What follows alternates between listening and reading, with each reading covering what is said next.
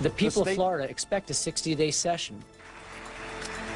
The state legislature winds up its session with a whimper, not a bang, as the House goes home 3 days early. Unfinished business, a lot of it. Prison reform, water policy, mental health, gambling reform, all lost in the fight over Medicaid expansion. Turmoil in Baltimore. Half a dozen cops now face criminal charges in the death of Freddie Gray. Are there lessons for South Florida? It's one of the topics we will take to the roundtable. Good morning. It is great to have you with us. As always, so many questions about the debate and then the drama and the deadlock and what it'll take to get state lawmakers back to making law. The legislature sputtered to a stop on Tuesday when the House Republican leaders said they just couldn't work with the state Senate, and also that is a body led by Republicans. The stumbling block was and remains health care for the poor. The reasons were deep differences over Medicaid expansion and millions of dollars for hospitals that treat the poor and uninsured. The Senate was all for funding those programs. The governor and the House dead set against. So let's get right to it with our guest this morning. Representative Jose Oliva of Hialeah is one of the GOP leaders in the House, in line, in fact, to become House Speaker in a few years. Representative Carlos Trujillo is a GOP House member from Miami-Dade. He was a champion for prison reform, but that issue became one of the several casualties of the aborted session. And Representative Jim Waldman, a state rep for 8 years until he was term limited out of office. He is a Democrat from Coconut Creek, where he once was mayor, and now he's running for state Senate. Good morning, gentlemen. Great to have you all come in. Carlos Trujillo, explain to us and to our audience, why did the House go home 3 days early? Well, the last 3 days of session are left for returning Senate messages, and usually for the budget. So the last 3 days, there's a 72-hour cooling off period. The budget has to be laid on the desk. Right. Seeing as though a budget was not going to be accomplished and there was such a gap between the House and the Senate, and there weren't too many bills in returning Senate messages, the Speaker decided to adjourn at that point. Yeah, but, you know, I have to say, and Jim, you served in the legislature in the House for 8 years. In the 40 years that I have been a reporter in this state, I have never seen one house of the legislature go home early because it simply said, basically, hey, this is too hard. We can't reach any kind of consensus. You don't know of anything like that, do you, Representative Oliva? Well, no, it's unprecedented, but prior to that unprecedented move, we had what had also never been seen in the legislature, which was a Senate president taking the entire budget hostage over one policy issue. That has also never been done. Yeah. In fact, if we may, there is a letter that Steve Crisafulli, the House Speaker, sent to Senate President Andy Gardner. I believe it was probably Wednesday, right after this happened, because the House leader was taking a lot of heat for the aborted session. If we can put up on the screen, this is a portion of the letter that says, it has been the Florida Senate who has refused to allocate funds to our schools, our environment, and our justice system, speaking about the budget, based on a view of healthcare policy that is predicated upon borrowing against the future of our children and grandchildren, speaking, of course, of Medicaid expansion, where there is this philosophical divide. But Representative Waldman, in the House, you know, you are a Democrat, and this time it isn't a partisan battle. It was almost a family feud. It's not a partisan battle at this point, or at least it shouldn't be, although it's the Republicans against the Republicans, it seems. But I have to disagree with my colleagues at first, because what they said and what Representative Trujillo said first, the last 3 days are returning messages, but that's when all the action happens in Tallahassee. Everything happens the last week. That's the biggest time of it. It's like the last 2 minutes of a professional or any basketball game. That's when the scoring gets done and the winners are decided. Right. And anybody who's been in that process knows that everything is held hostage in the legislative process. There are always deals being made. There are always issues that everybody's addressing, and so you have to deal with it. And I thought it was wrong of the Speaker to pick up his ball and decide to go home, and that was it. I think it was disrespectful. Yeah. Well, I think that all of you certainly understand, Glenna has covered the legislature for years, that in the past, whether it was Bob Martinez or Lawton Chiles or Jeb Bush, Bob Graham, Ruben Askew, in my experience, whenever there was a really tough issue that couldn't be resolved, the governor would call in the leadership and bang some heads together and say, come on, we're going to find a solution. Where was Governor Scott? Well, Governor Scott took a very strong position against Medicaid expansion. Well, he sided with the House. He wasn't a kind of a neutral broker. I mean, he was a partisan in this. Well, he's got a right to be, but didn't well, help resolve anything. Because any solution, and I think that we should take a little bit of time and break down this argument so people can at least understand why did we reach this impasse and what was the budget taken hostage over by the Senate. So there are 800,000 people is the agreed to number that are uninsured in Florida. We've got almost 20 million people in Florida. So let's take 96% of the people and put them aside a second, because they're not in that 800,000. But don't let them go too far, because they have to pay for these decisions. So we have 4% of people that make up these 800,000. Of them, 260,000, so 1.5% of the overall, currently can get private health care on the exchange for $20 to $30 a month. If Medicaid expansion passes, they would be eliminated from all of that. The existing population that remains, now we're dealing with 2.5% of the full Florida public. That existing population is a fluid population that comes in and out of unemployment. If at any point they have at least a part-time minimum wage job, they can get a silver plan. This is private health care that they can get, accepted by all doctors. They can get that for $20 to $30 a month. If Medicaid expansion passes, that entire population will be forced into Medicaid. Let me just stop you if I can, Jose, right there, because in the Senate, Rene Garcia of Hialeah, a friend, a colleague of yours, and former colleague of yours, Jim, he and other senators devised a plan to create a private insurance exchange where private health insurance companies would sell policies to any of these individuals who were eligible on an expanded Medicaid plan. It seems to satisfy many of the demands that you have made. Except for the fact that the federal government, in no state in the union, has allowed the exemptions that the Senate was proposing. So even in the famed Arkansas plan, the federal government did not allow them to cover that extra 1.5% or 2.5% of people we're talking about. And let's take a look at who they are. So this entire argument narrows down 20 million people to 2.5%. Who are those people? Are they low-income children? No, they're covered. Are they adults with disabilities? No, they're covered. Yeah. Are they the elderly? No. Who are they? They're able-bodied, working-age adults without dependents. So we are talking about a very small group of people that come in and out of a fluid population, which is currently the unemployed. However, the uninsured, however small the population might be, the cost of care is picked up by the larger population. And then besides this philosophical divide that is not allowing what is an Obamacare plan to be expanded in the state, you have a sort of, how do you fix what needs to be fixed right away for these people, and yet fix a system going forward that does not tax the people of South Florida unnecessarily going forward. None of the options on the table would currently not tax the people of Florida. Medicaid expansion, $1 billion 3 years from now annually. That $1 billion is going to come out of somewhere. I have to disagree with you, Jose. That's just not what the numbers are. In fact, the numbers, and from Amy Baker in the state revenue estimating, she is the one who said over the 5 years, the next 5 years, the state would actually save $1.25 billion. Your numbers about those who would be ineligible for the exchange, they would be covered by Medicaid. All of those people, and while you say there are 800,000 and maybe it's only 4% this or that, those are real lives. Those are people whose lives are affected because they can't get health care. And there's no reason for it, because what the Senate has proposed and the Senate Republicans have proposed will cover those 800,000 people. They will be working people. These aren't people staying at home because they want to. These are people who are working, who just don't make enough at that point to be covered from, for the exchange. But Representative, at the end of those 5 years where you correctly state that there will be this savings you speak of, at the end of those 5 years when the federal government only reimburses 90%, what will be the difference?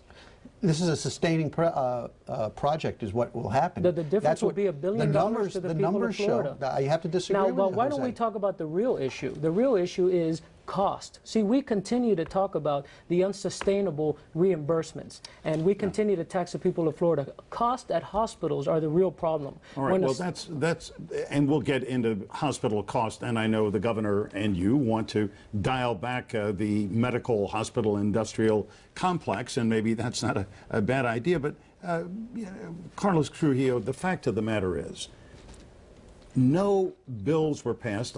Prison reform was something that you worked very hard on. A mental health policy overhaul, water policy, all kinds of bills were left on the table, and they're still there. So when are you going to get to those?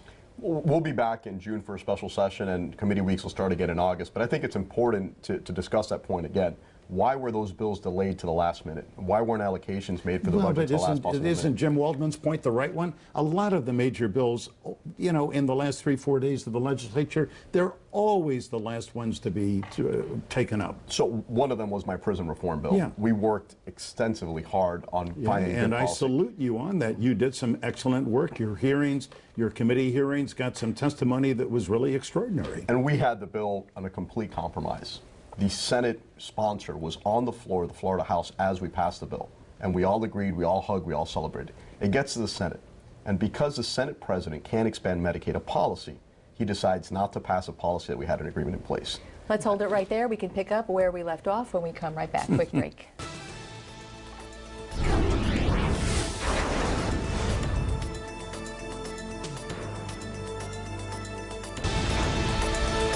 On this Sunday morning, live in our studio, two members currently of the state legislature, Carlos Trujillo, Jose Oliva, former Representative Jim Waldman, candidate for the state Senate.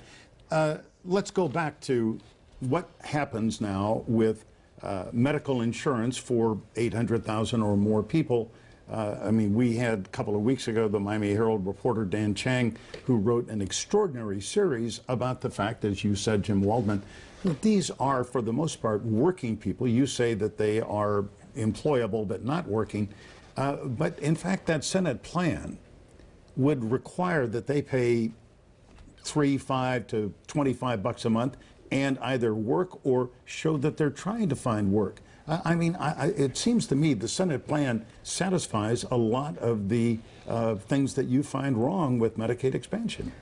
Sure. What we're missing is that nowhere in the country, remember, for us to draw down those funds, the federal government sends them down with all sorts of strings. Nowhere in the country, even the famed Arkansas plan, has the federal government allowed us to choose the populations that would be covered by Medicaid, which the Senate plan seeks to do, and they've certainly not allowed in any shape or form any employment requirement in that. So that is to say there is no precedent. You're Representative, right. the state takes federal funding for many other things that come with strings, and that seems to be not an issue. It is an issue on every single one of them. The fact that we as Floridians send up these dollars and they get returned to us with all of these strings should be a problem for every Floridian, and it's a problem for us on all of the issues. Why can't the federal government give us our money in a block grant so the leaders of Florida can choose the solutions that are good for the people of Florida? It's a nice option, and it's something that's nice to say, but the reality is the state of Florida takes tens of billions of dollars annually from the federal government, and we spend it according to what the requirements are. There's nothing wrong with that. It provides many needed programs. It provides transportation, healthcare, education, many things that we need. So when you say, give it to us in a block grant, great, but that's not happening. It's not going to happen generally.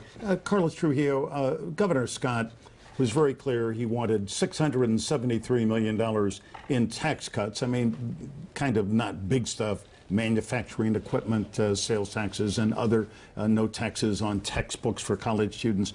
Nevertheless, he is insistent on getting this, but he didn't really spend much time talking to you or other. I mean, at the beginning of the session, he talked to lawmakers.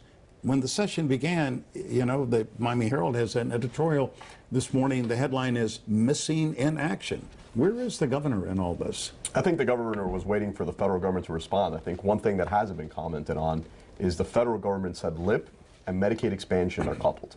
So either the state expands Medicaid or we will remove LIP. LIP is low-income pool money for hospitals. Right. If LIP is canceled, Miami Children's Hospital loses $50 million. Yeah, and Jackson Health We've System loses talked so much 200, about that on and this Memorial loses 100 million. I mean, it's And a now there series. is a lawsuit filed by Pam Bondi, the Attorney General. At the direction of the governor. And the governor files that lawsuit. The day we sine die, the federal government comes in and says, we were wrong. The money is not coupled. Medicaid is one conversation, LIP is another. So I think it goes back to our lack of trust in the federal government. The state of Florida has been around for 160 years. Never in the history of the state of Florida have we provided free taxpayer subsidized health care for a population 50% of whom are unemployed. So our predicament going forward, Medicaid has grown from our state budget 50% over 10 years. It's a 50%. third of the budget, right? It's a huge amount. Representative Walden? But Carlos, I mean, just following what you said, had you all stayed in session, you would have been able to deal with this issue when the feds came out and said, listen, they're not tied together. The reality is, though, you don't need LIP if you have the Medicaid expansion. Probably the biggest problem we have is the terminology that's being used. If we didn't call it Medicaid, you'd have no problem. If we just called it health care access, then you probably would support That it. couldn't be any further from the truth, Jim. I sit on the Jackson Memorial Hospital board. Medicaid expansion for the Jackson Memorial system is $40 to $50 million. LIP funding is $225 million. So if the federal government, even if we expand Medicaid, the federal government, as they threaten to renege on their promise to fund the LIP program, Jackson Memorial Hospital in its current form will cease to exist. But isn't LIP scheduled to end anyway? It was an extension And this they year. gave a warning a year ago. They said, Washington said to the state of Florida, in a year, we plan on ending this $1.3 billion a year that we give you. And that's something the state of Florida is going to look into. The way LIP is funded, it's not per use. It's just based on Medicaid patients. And I think that's part of the problem of the bigger Medicaid system. Why are the private plans so expensive and Medicaid, the reimbursement rate, so cheap? Because we're basically shifting the cost from a government-created program from the poor all the way to the people to private insurance. And at some point, there is a breaking point. And I think that's what people don't realize. Medicaid's a program that's ripe for That seems to be fraud. what Jose is saying, is that the State House reached the breaking point, but in a sense, maybe to concede your point for the moment for argument, let's say that Andy Gardner and the Senate President did hold the budget hostage to this one issue, but I mean, there's one thing that you guys are supposed to do in Tallahassee, pass a budget, and you didn't do it. Well, sure, because both houses have to agree. And when one of those chambers, the Senate in this case, says we will not discuss the budget until you push this policy forward, then you're at an impasse. The great thing about us, unlike the federal government, is that we're bound by our Constitution, and so we will have to return before June 30th, and we will have to pass a budget. I don't understand why you wouldn't have taken the 3 days that you were all up in Tallahassee rather than having to come back now for what might be 20, 25 days. You would have had a head start at that point. This begs the question, whatever the date is for the return, you're starting at zero. Where do you go from here? How do you pass a budget, and what is the conversation on Medicaid expansion? I think it's important to note the Florida House did pass a budget. The Senate passed a budget.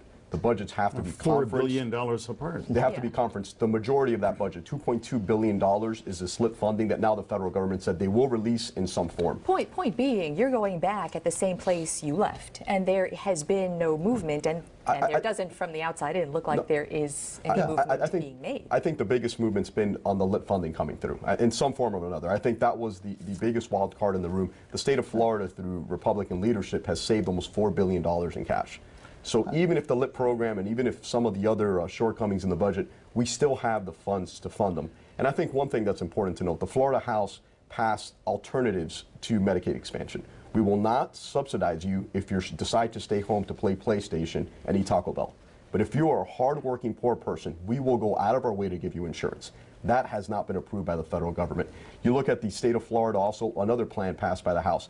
Expansion of scope of practice. Why are nurse practitioners not allowed to do more? Why don't we have ambulatory surgical centers? Why don't we start chipping away at these monstrosities of healthcare systems and hospitals? Well, all those plans have been rejected. And Carlos, now you are speaking to the power of special interest and to the lobbyists and the money that is spent in Tallahassee, which I know disturbs all of you because they have huge sway on policy matters, including the very ones you mentioned. And I think it's important to note, Michael, the biggest resistance we're receiving in Tallahassee on Medicaid expansion, it's not the working poor. It's the big HMOs who are showing up because they want their piece of the pie. That's just not true. That is Carlos. absolutely That's not true, true Jim. at all. That is absolutely That's true. nice talking points, but it's not true. It is absolutely true. The Florida Chamber, who is a big Republican supporting organization, I think Jim would agree on that, is 100% for Medicaid expansion. All right, that's going to be that's going to be the final word. We will be back here to have that conversation. That's a promise. So we thank you, gentlemen, and we will be watching closely what happens in Tallahassee. All right, when we come back, we are taking the big news stories of this week's news to the Power Roundtable.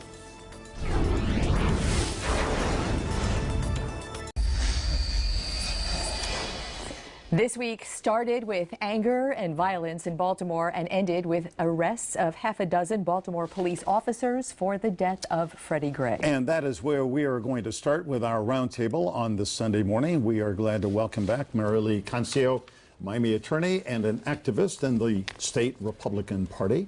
Dr. Marvin Dunn is a psychologist, taught for many years at FIU. He is also an accomplished and published author.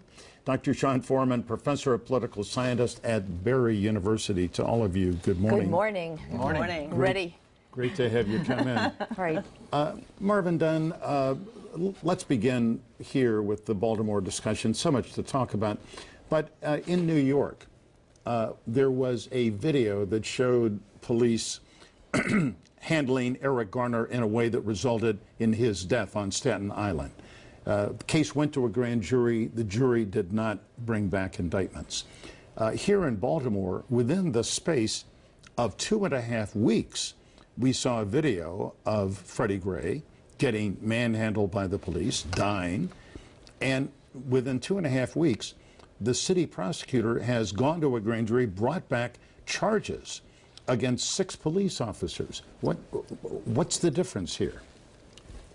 Well, the difference may be that there's a black state attorney who appreciates the fact that speed is important, caution is important, and it should be a lesson for us here in Miami, where we've had police shootings and we've had no decision for years, several months, certainly. Yeah. So I think the fact that you had someone who was sensitive to the fact that these cases needed to be taken forward quickly, I think that made the big difference in calming the situation down in Baltimore. How much of that speed, though, do you think was because of what was unfolding in what amounts to be one block in Baltimore? We as the nation are watching 24/7 coverage thinking Baltimore is imploding, but it was really just one block in one area. How much of what was unfolding there led to speed of this just judicial process? Well, it should have led to speed. We have 30 investigators, as she did, looking into this matter, the police department looking into the matter, the Justice Department standing by. There was no reason to have this matter drag on and on and on for weeks. I don't think that the rights of the officers are compromised by the fact that the state attorney moved forward quickly. No, I guess my bigger question was, does this mean when people are looking at what we're looking now, does this sort of send a message that violence works? Well, it does work. It does work. Suppose there had been no riot. Suppose there had been no disturbance in Ferguson. Suppose there had been no disturbance in Sanford. Suppose there had been no disturbance in Miami in 1980. It's unfortunate that violence gets attention. It does work. It can lead to policy changes. That's an unfortunate reality of society. It does work. Yeah. Marilee, let me ask you, you are an attorney, don't practice criminal law, but the police union in Baltimore, not unexpectedly, said this was a rush to judgment. This is just an extraordinarily, not enough time to make a well-founded judgment and indict these officers. Do you think that argument is a good one? I think so. I think she rushed to judgment. I believe that when she said it's our time, she's completely biased, and I think she should recuse herself, the state attorney. And I don't think that she was right at all. I think it was a rush to judgment in this case. And I think things should have cooled down before she made Do you think it should have taken as long as these cases in Miami are taking? Years for the... No, not at all. Not at all. To you? Definitely not what she did when she goes in there and says, this is our time, we're going to... That's not the right role for a state prosecutor. She was speaking to a community, not speaking to the law. Is that... Correct. She was not wearing the hat of I'm the state prosecutor and we're going to prosecute based on facts. She had too much emotion when she made that decision. Yeah, ultimately a jury will decide whether these people should be found guilty or not. This woman simply had to decide whether or not there was evidence enough to warrant moving forward. Your police officers have a man on the floor of basically of a metal cage, bouncing around, shackled, and not secure. How many questions do you need to have answered to come forward with? She think that it's six police officers.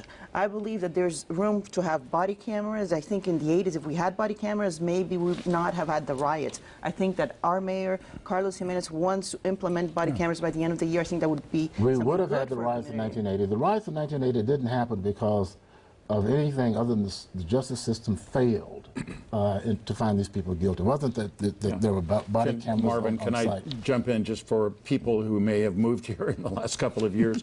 1980, a black 30-something insurance executive named Arthur McDuffie was on a motorcycle. He was stopped by, eventually there were 6 police officers who essentially beat him to death. Correct. And the trial was held in Tampa on a change of venue, and in the space of a couple of hours, the all-white jury returned not guilty verdicts, and this community exploded. It was just the worst riot. But if there were body cameras, I think they would have been indicted and they would have been found guilty. But there were That's witnesses. my But point. the riot There were was over the witnesses. fact that the jury was all white. Had there been one black person on the McDuffie jury, that would not have been a riot. All right, let me bring Dr. Sean Foreman into the conversation as an objective political observer. Have we in South Florida come so far from 1980s? Is it even fair to compare or ask in a South Florida-centric way if we can compare what goes on in Baltimore to our community? Right. Well, I think there's lessons from all of these cases around the country, but of course every community is different. I was looking back in August, we had a situation here in North Miami. A guy stole a car early in the morning. There was a high-speed chase on I-95. He was apprehended by several police officers. It was caught live on camera by this channel as well. And not so much as a push or a shove, let alone a punch or a kick to the suspect. And so I think that police departments, especially large urban police departments, are aware that the microscope is on them. And that's why I'm surprised by what happened in Baltimore, whether there was a joyride to have the people in the back of the wagon bounce around and teach them a lesson. Well, it certainly looks like that was exactly what they did. That's why the most serious charge against the 6 officers is against the driver of the police wagon, because this was, you know, this young man was unsecured in the back. He already was hurting. But it's important to say that he's black as well. That, you know, that's true. 3 of the officers are white, and 3 of them. And that driver, it's a black officer. So when you talk about all the white versus black, I don't think it applies in this Baltimore case. is not about white versus black. If you look at the people who are out demonstrating in Baltimore, peacefully demonstrating, Oh, yes, a lot there of are many white people out there. There's almost as many white as black. Baltimore is about the police and policing. The police can, even the police, not even, but including the police here in Dade County, the police can find all kinds of ways to hurt you and punish you once you're in their custody. And they do these things as a way of just treating a thug, someone that they don't respect, have disdain for, teach them a lesson, put them in the back of the van and bounce around town for an hour or so, and possibly he'll learn something. I saw a map, in fact, the other day in the paper, the New York Times, showing where Freddie Gray was picked up and the circuitous route and the amount of time before he was taken to the police station where he finally, they called for medical help. If they had gone straight to it, it was 3 blocks away. Instead, they went way around and made 5 stops, I believe, before they finally got there. So that point being made, we've gone from race relations to police relations. Where is the intersection there? Well, I think there's a lot of anger against the police in general in these minority communities, because there's a certain police culture that many officers buy into. Us versus them, the sense that they're under threat. And if your job is to work with the underside of society, day in and day out, it's likely you can become a very disdainful person about the people that you're policing. Yeah, so I've got to interrupt you, Marvin, but I mean, that was the case apparently in Fort Lauderdale, where you had these 4 officers who were assigned to a black neighborhood.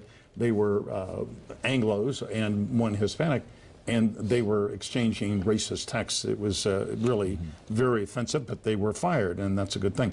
We hold your thoughts. We're going to come back. We're going to talk about the legislature, other things as well. We will be back with our roundtable in just a minute.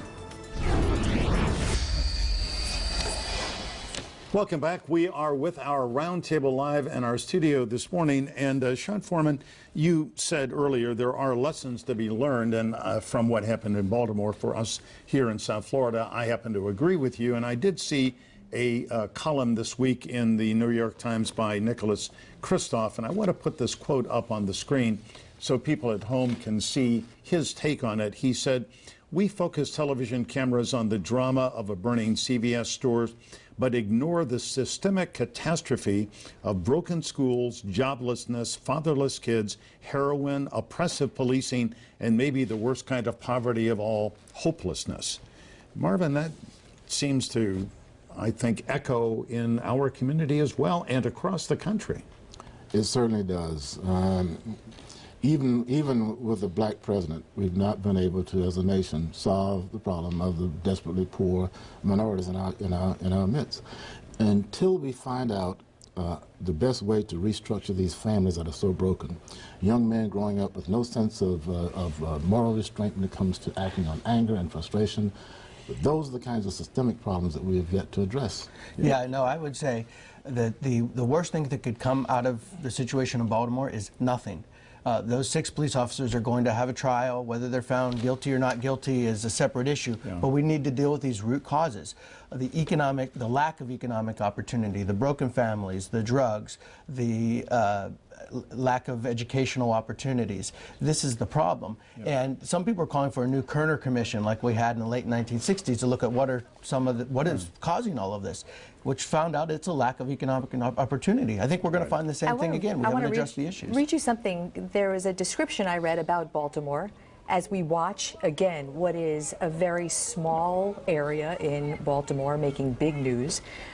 This was the description: poor African-American communities very close to wealthy white suburbs, complicated relationships between residents and police, and high unemployment among young black men.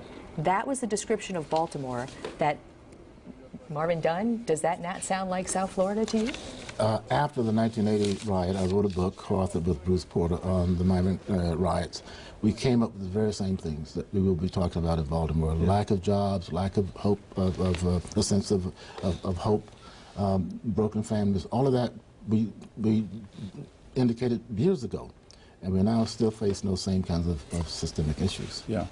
I would point out that I called the Miami Police Department this week because after the shooting deaths of 7 young black men in the city of Miami a couple of years ago, the Civil Rights Division of Justice Department came in, investigated, found a pattern and practice of indiscriminate excessive use of force. And I think it's useful to note the monitoring process by justice is still going on, but I think the leadership of the department has changed. I think they've done a lot better in the last couple of years. Well, even in Miami Gardens, we have a black mayor, had a black chief of police, and we have the unsolved murders of children ages 10, 15, 16 years old. That's black on black violence that is happening in Miami Gardens, where they have poverty, they have some of the same issues. We haven't seen any solution to that.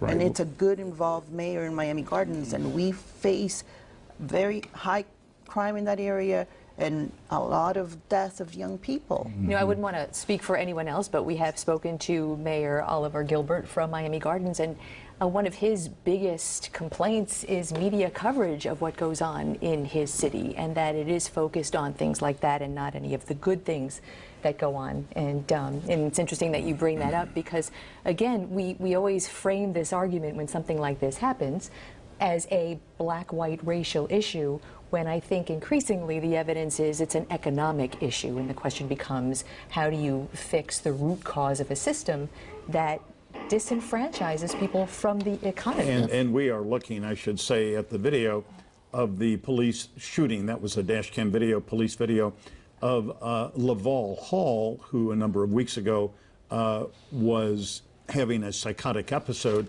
and was shot to death by Miami Gardens police. Yet another really tragic instance in that city. Before we run out of time, I do want to ask about the legislature and Sean and the governor. As I said earlier, Miami Herald, Tampa Bay Times, Orlando Sentinel, Fort Lauderdale Sentinel, all these editorial boards have just gone nuts over what the legislature didn't do, failing to finish its session, and the inactivity, the disengagement of the governor. Do you think the governor failed here? Did he not? He is missing. I know Mary Lee is a friend and supporter of the know governor. she is, yeah. But the lack of leadership is appalling, really, that we haven't seen any, at least overt attempts to bring the two sides together and work through this. You know, I think what the House did by leaving 3 days early is very shameful in the short term, and it's problematic, but it's probably going to blow over in the long term. I just hope that future House or Senate leaders don't do the same. But probably they're going to work this out in June. I don't know what the end game is. The legislators I'm don't sure either. that there will be some kind of solution. But all right, Mary Lee, I mean, when you were here a couple of weeks ago, you alone had said you had just had dinner with the governor. None of us has had dinner with the governor, and you know Breakfast? him. And if you could advise him about this, I mean, wouldn't you say, Governor, why didn't you call in the Senate President, the House Speaker, and say, come on, guys, let's find a solution? There's separation of powers. He is the executive branch. The legislators need to work this out. The governor is doing what the governor promised to be doing, that he's traveling the state. You may call him disengaged. I think he made his position very clear, very early on. He has not flip-flopped in his position on the Medicaid expansion. Well, What he has actually, he has. No, he has. He was willing to accept against it, then he was for it, then now he's against it again. He is in favor of receiving money from the federal government for health care for our state. He wants to lift money for our state, but nothing with strings attached. And what I think the persons you should be talking to as well is Senator Bill Nelson or Debbie Wasserman Schultz, that are the ones that are forcing, they are the ones saying, we're not going to give the LIP money unless they expand Medicaid. And I think that Medicaid, I cannot in 30 seconds defend, this position saying, oh, the bad Republicans don't want to do this for the 800,000 people. We need more time to discuss this very important issue. But at the end of the day, I believe that the governor is engaged, and they're going to reach a solution before July 1st. Dr. Dunn? Very briefly. He's the worst governor we've ever had, other than Andrew Jackson. He should have done what any good governor would have done, which would have been to bring the parties together, force them to stay in the room until the solution was reached. He didn't do that, and I'm just disappointed in the governor. All right, that's going to be the final word. And there could have been many other words here, but anyway, Marvin Dunn, great to have you come in. Mary Lee Cancio, Sean Foreman, thanks very much. All right, coming up, Local 10 uncovers more than 100 crime reports that may have been falsified. Investigator Bob Norman takes a look at an officer who was convicted, this time away from the public eye.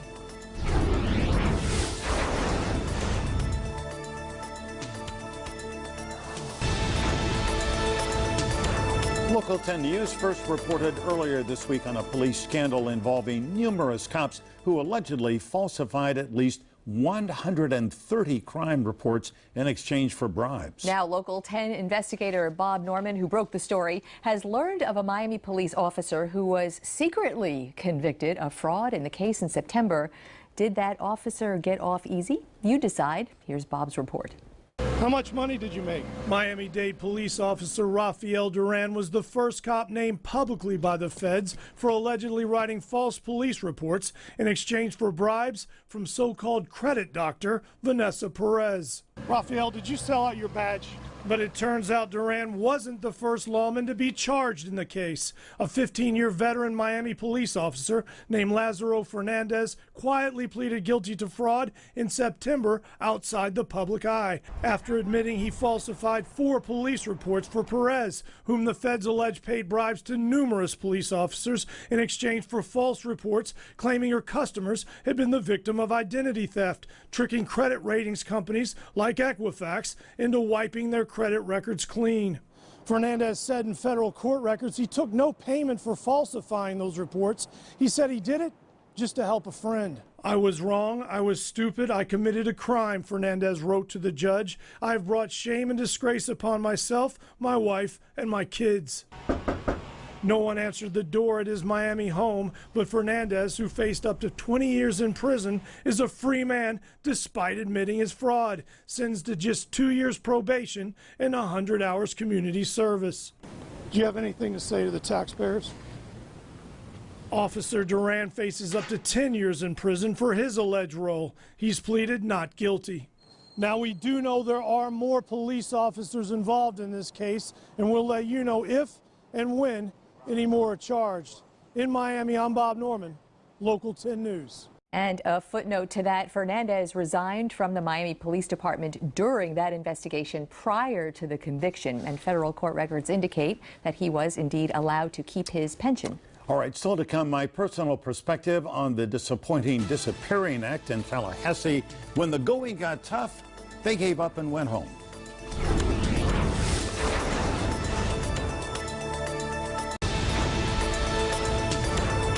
A live look like right now, a beautiful day. This is Hollywood Beach Cam, clouds, blue skies. Can't wait to get out there. Jennifer Correa is here to bring us more.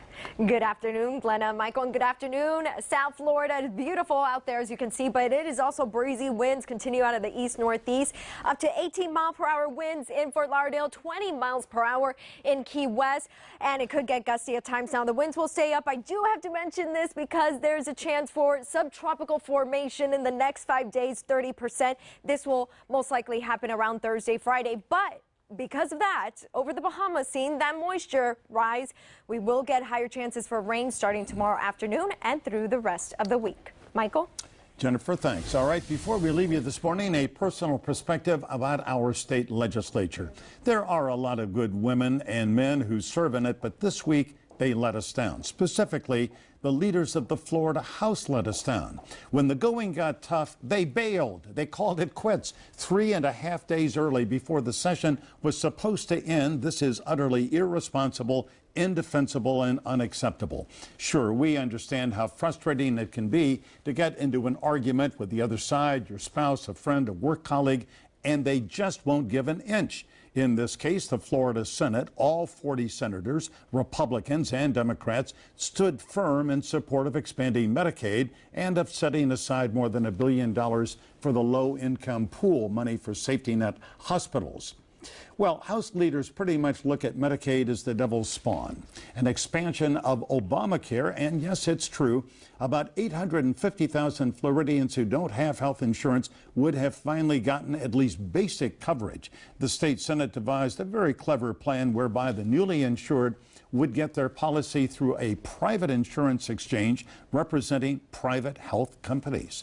They'd also have to kick in a few bucks themselves and either have a job or show that they were trying to get a job. Is that unreasonable? I don't think so, but the House Speaker does. So does Governor Rick Scott. And where was he while all this was being decided when the wheels were coming off? Scott was out in California poaching business, cutting a ribbon at a Wawa in Fort Myers, and posing for pictures at the new Orlando Eye, that big Ferris wheel. In other words, just when we needed the governor to show some real leadership, he was AWOL. Reminds me of a story about the legendary editor of the Washington Post, Ben Bradley. He is said to have had 3 baskets on his desk: in, out, and too hard. Well, this week, the governor and the House Speaker used their too hard baskets. Shameful. Lawmakers will go back to Tallahassee in a couple of weeks, and this time they simply have to get it right. That is my perspective for this week. Hope you have a wonderful Sunday. Remember, as always, stay informed, get involved. And get on the web. Contact us. We'd love to hear about what you think about that or any topic in the news. Here are all the addresses where you can find us: email, Facebook, Twitter. Take your pick. We are very easy to find. Thanks for being with us. We'll see you next week. Have a good Sunday.